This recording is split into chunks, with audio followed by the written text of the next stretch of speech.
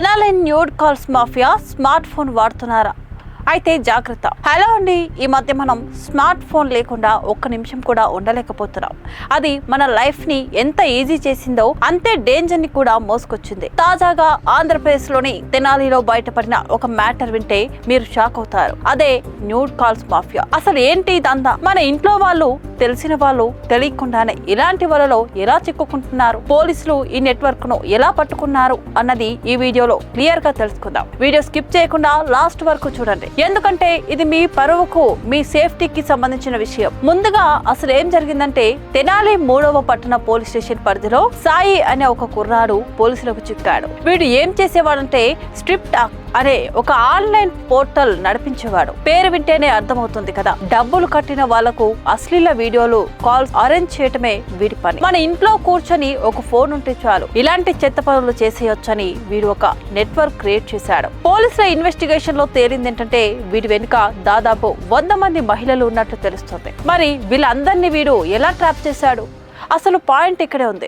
Easy money, కష్టపడకుండా డబ్బులు సంపాదించవచ్చు అనే ఆశనే వీడు ఎరగా వాడుకున్నాడు. గంట సేపు వీడియో కాల్ మాట్లాడితే చాలు 500 నుంచి 1000 రూపాయలు ఇస్తాం అని మహిళలకు గాలం వేసేవాడు. ముఖ్యంగా మధ్య తరగతి మహిళలు, కాలేజీ స్టూడెంట్స్, ఆర్థిక ఇబ్బందులో ఉన్న వాళ్ళే వీడి టార్గెట్. సాయి తన బంధువులనే ఇందులో ఇన్వాల్వ్ చేశాడని చెప్తున్నా పోలీసులు మాత్రం టెక్నాలజీ సాయంతో అసలు ఎంతమంది ఉన్నారో ఆరా తీస్తున్నారు. కేవలం తెనాలే కాదు, స్టేట్ మొత్తం ఈ నెట్వర్క్ పాకేసిందని డౌట్ పడుతున్నారు. ఇక రెండో వైపు మగవాళ్ళు ఎలా బుక్ అవుతున్నారో తెలుసా? సోషల్ మీడియాలో వచ్చే ఆకర్షణీయమైన యాడ్స్ చూసి ఎవరో అమ్మాయి మనతో మాట్లాడుతోంది కదా అని ఎంజాయ్ చేద్దాం అనుకుంటున్నారు. కానీ ఒక్కసారి మీరు కాల్ కనెక్ట్ అయ్యారో మీ పరువు వాళ్ళ చేతుల్లోకి వెళ్లిపోయినట్టే. మీ వీడియో కాల్ ని రికార్డు చేసి ఆ తర్వాత బ్లాక్ మెయిల్ చేయడం స్టార్ట్ చేస్తారు. డబ్బులు ఇవ్వకపోతే మీ ఫ్యామిలీకి పంపిస్తాం, యూట్యూబ్ లో పెడతాం అని బెదిరిస్తారు. అలా లక్షలు పోగొట్టుకొని బయటకు చెప్పుకోలేక సూసైడ్ వరకు వెళ్తున్న వారు